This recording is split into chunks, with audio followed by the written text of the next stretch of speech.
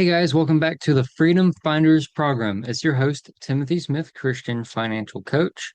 And it has been a minute, but today I wanted to really dig deep into investing. What is investing as a Christian? Why do people overcomplicate it? A simple wealth building formula because it truly is simpler than you can think. What God says about investing, how this works biblically, and how its actual biblical foundation. And finally, the one Christian rule when it comes to handling money. And I'll get all into that in a minute. Now, let's just jump right into it. Why do people overcomplicate investing? Because it really is a lot simpler than people think. The reality is that the financial industry, I think of insurance, investing, they make it sound complicated so they can take the profits. And I'll just go ahead and share the story from an old client of mine. He had a universal life insurance policy for 20 years, and this story applies to investing just as much as it does insurance. It's just this is a real story that I wanted to share. See, for him, he had an insurance policy. It was 20 years old, and we were going over some things, and he was paying like $100 something for the insurance. And a lot of y'all might think that that is normal, but the reality is that if you're probably overpaying for life insurance. Term life is 10 times cheaper. It's not a complicated wealth building plan. That's not what life insurance is for. And so I'm not going to get deep into that jargon because we're here talking about investing. The same principle applies to those slimy investors who they make things sound greater than they actually are. And so it's really that simple. I think that's the best way I can explain it to you. People overcomplicate it because they think that the complicated answer is the right one. And nobody wants to hear that the best way for the average person to become wealthy is to just consistently invest for 20, 30, 40 years. Nobody wants to hear that because that's a generation plus. Everyone wants to hear, how am I going to get rich in the next 2 years? That's what everyone wants to hear, the next 6 months. And so that's why everybody overcomplicates it. Now then, moving on. The simple wealth building formula. I really have two steps for this, and I found it to be so powerful. Quick story on this one. I was watching a video from the School of Hard Knocks. If you don't know him, I can't remember the guy's name, but he goes and interviews millionaires and billionaires. And there was this one guy that he interviewed, and he literally only did this one thing to become a multimillionaire. He invested all of his money into the S&P 500. And the S&P 500 is the most common, it's technically a mutual fund inside the investing space. If you don't know what the S&P 500 is, you don't know what investing is. Everyone who has dabbled in any slight bit of investing has heard of the S&P 500. And so the reality is that the S&P 500 has been around close to 10 years, and in that time it has averaged year by year a 10% growth. That is a 10% return in investments. And so there's definitely a couple extra steps that you could take to make better profits, 12%, 14%. But the reality is that if you do not know anything about investing, I challenge you to put simply $100, $200 a month into the S&P 500 and just let it sit there for 5 years. It will grow. It will be a profit in 5 years. And yeah, that'd be close to a 50% profit. You'll see it. You'll see it. But real quick, on this note, I wanted to share some numbers with you guys. So here's a little, I'm gonna call this the $300 a month test at 10%. So 10 years through 40 years, I'm just gonna break down the numbers for you on what it looks like to invest $300 a month financially, what that growth is like, because $300 a month really is not much. That's less than what many of you guys pay for food. And, you know, maybe food isn't a great comparison, but I think you get what I mean. For many of y'all, this is less than y'all's car payments if you have car payments. If you have car payments, I recommend getting off of them. But that's an episode for another day. So 10 years, 20 years, 30 years. For 10 years, $300 a month is simply would grow to $61,000. You put in $36,000. So that is almost double. That's awesome alone. But of course it gets way better. 20 years turns into $227,000 and you only put in 72. 30 years is over half of $1 million. That's $678,000 and you only put in 108,000. 40 years for everyone who is 20 years old right now. You can retire a millionaire before but before retirement even comes, as the government claims, 62, 65. In 40 years, $1.9 million. You put in $144,000. You turned $144,000 into $1.9 million by doing nothing other than living on, for many of y'all, it's going to be 15, 20% less than what you make every month.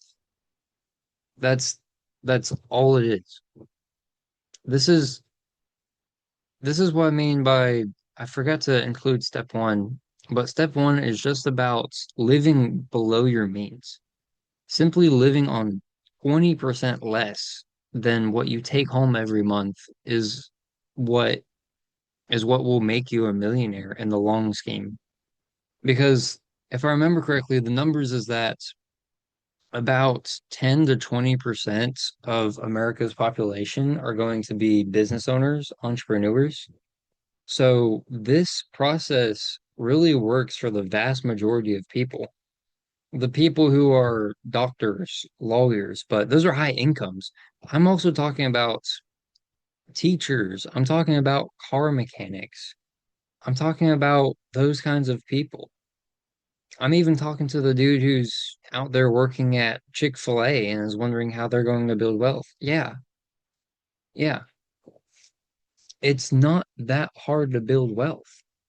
It's just everyone wants to take the prideful way. You really have to humble yourself to take on this kind of investing. And I'm going to get into a little bit on how I'm doing things differently. And I'm not being a hypocrite. I'm investing in my own way. Now then, segueing into part three, what God says about investing. This really, I have a whole story about this. I'm gonna get into the parable of the talents and a couple of other verses that I believe is related to investing. It was the parable of the talents. You probably have heard this story, but it's Matthew 25, verses 14 through 30. And I'm not going to read the verses to you, but I'll give you a quick summary. There was these three servants, and they had this man who was their boss, and they called him Lord. And it was lowercase L Lord, not as in the Lord God of Israel, which was always a capital L. A lot of people seem to get confused on that for some reason. Anyways, three servants. One of them did poorly with money. The other two did great with money. And what did the other two servants do with money, and how was it counted as investing? The two servants who did good with money, I'm not going to share the amount because it's not important, but they took the money that their boss has given them while he went away on his travels. They took that money, they went and traded it in the marketplace. That's, and I'm not saying be a day trader. I'm saying trade your money with stocks, with mutual funds. Put your money into the S&P 500. See, fundamentally, investing is buying a piece of a public company for for cash. That's what investing is. So they went and traded their money. In today's terms, that literally means they went and, did business. They went and traded, the money that they had for assets. And then both of them made a 2x return on their investments by the time that their bosses came back. And it's called the parable of the talents because they were given, I think it was one talent, two talents, and five talents. The two who did well multiplied five to 10, and the other one two to four. And a talent was a huge amount of money, by the way, but I'm not going to get into that. But I have a whole story behind that, and it was about how, long story short, I was at the end of my rope in my business here, and I decided to invest into a business coach because time after time after time, I was told that that is what I need to do as a business owner. And I finally sucked up and done it. And I just want to say, here I am 6 months later. It works. Investing into yourself is honestly just as powerful, but that's definitely a much more of an entrepreneurial type of mindset. Anyways, I also wanted to share Proverbs 13:11, and I wanted to share something from First Timothy, but Proverbs 13:11 says, "Wealth gained hastily will dwindle, but whoever gathers little by little will increase it." See, Proverbs was written by the King of Solomon, who was the wealthiest man to ever live, and he was also the wisest man to ever live. And many of Proverbs was simply, it's actually where we literally get our term today, proverb, which is like, I don't know the literal definition, but it means like a word of wisdom. It's like a word of advice. And so Solomon said here, wealth gained hastily will dwindle, but whoever gathers little by little will increase it. And this all talks about patience, consistency, and how that slow and steady build is actually extremely biblical principle. And the S&P 500 is a lot like this. It is a 10% growth year after year. It's frankly not that big. The growth on average is like three, four times more than than inflation, which in the long scheme of things doesn't feel like a lot, but it actually is. And yeah, it's just so many people are not doing it. Anyways, First Timothy 6, 17 and 19. I'm not going to read through it, partially because I do not have it here. But just go and read it while I'm sharing these notes or something. 6 verses 17 and 19 of First Timothy. It really talks about don't put your hope in wealth, but put it in God. Wealth is uncertain, and God is not. This is a bit of a segue into the fourth part, and it's all about how if you gotta have your heart in the right position to actually build wealth as a Christian. Otherwise, as Second Timothy says, the love of money is the root of all evil. And so you have to have your heart in the right position in order to, it's not that you can't build wealth with an evil, wicked heart. I mean, you could see that in today's age between all the politics and many business owners that you don't need to have, you just need skill. Skill is what builds wealth, but it is character. That's what I'm really getting to. It's character that allows you to maintain wealth. So don't put your hope in wealth. Learn these simple principles to build it, and you will keep wealth. Now, I could simply end the episode right here, but I have one part left. And this is all about the Christian, I call it the Christian rule when it comes to building and keeping wealth. And see, again, going back over the heart issue, money must never get between you and God. I believe it's also in Matthew. The Jesus says, "The seek ye first the kingdom of heaven, and all these things will be added unto you." not only is having your heart in the right place a way to maintain wealth, but God is directly saying that if you have your heart in the right place, you will build wealth faster. Instead of looking for money, and this applies to so many other aspects, instead of looking for women, instead of looking for status, if you will look to Jesus first, seek Him, seek His will, seek His kingdom to be made here on earth as it is in heaven, then you will gain all of those other things. I believe that's what it means to be a true Christian. And yes, you can label me as a prosperity preacher. I don't much care. I'm just sharing what the Word of God says. Anyways, tithing here has to come first, again, coming from that heart position. Before anything else in the budget, tithing must come first. You're giving your generosity because, one, this is almost a commandment, tithing is. And I could hunt a rabbit going on to that one, but I'm not going to. Personally, in my house, between me and my wife, when we are budgeting, the only thing that comes before tithing is our planned income. So we figure out our planned income and then we take 10% of that and we put it towards tithing. Plain point, period. I refuse to do it any other way. Um, and I wanted to share a couple warning signs on when money should be becoming an idol in your life and a couple other things, and then we'll end the episode.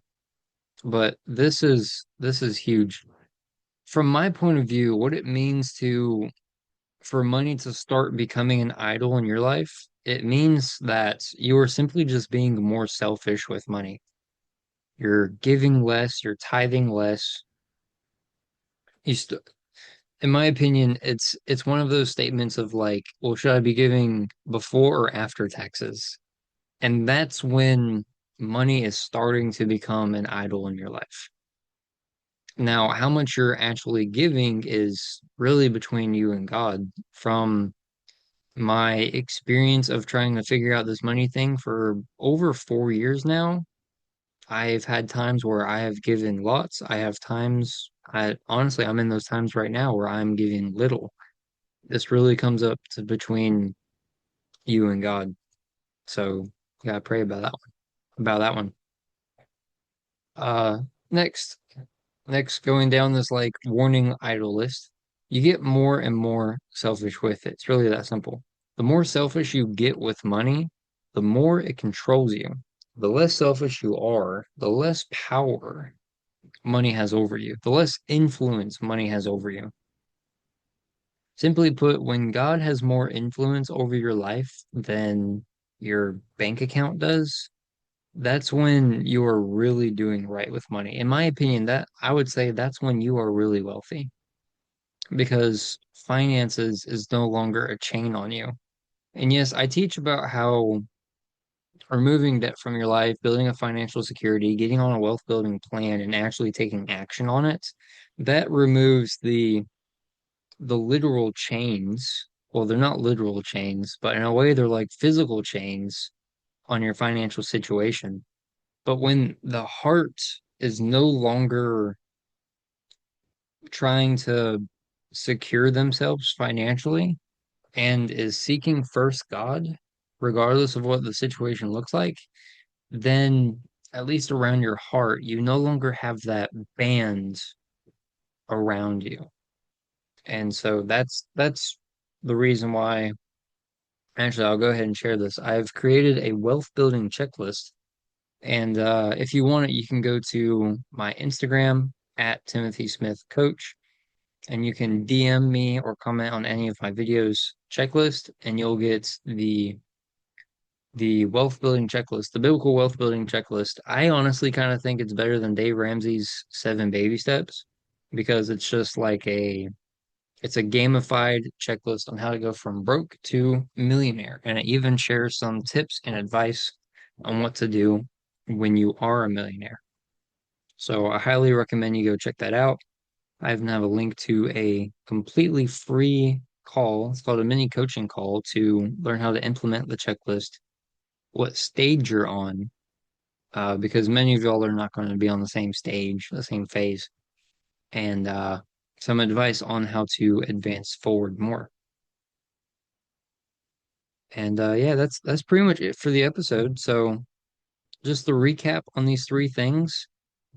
People overcomplicate it. You do not have to overcomplicate it, and don't listen to the people who do. Two, wealth building is extremely simple. At its core foundation, you can simply invest into the S&P 500 year after year and live on less than you make. Keep that up for years and you will become truly wealthy. 40 years equals 1.9 million at $300 a month. $100 a month at 400 at 40 years leads to $1 million. So, we also talked about what God says about investing, the parable of the talents, Proverbs, wealth gained hastily will dwindle, as well as First Timothy 6, verses 17 through 19. I don't have the verse here, so you have to just go read it, but I talked about putting your hope in wealth, kind of introducing the heart issue. And finally, the Christian rule, which is all about making money an idol. So, again, going over that heart issue and some warning signs on what it looks like for money to start becoming an idol in your life.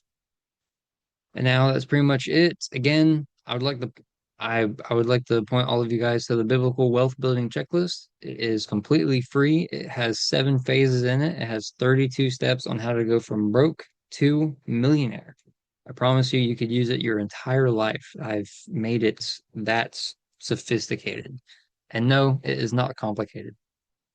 And again, you can book a free call there.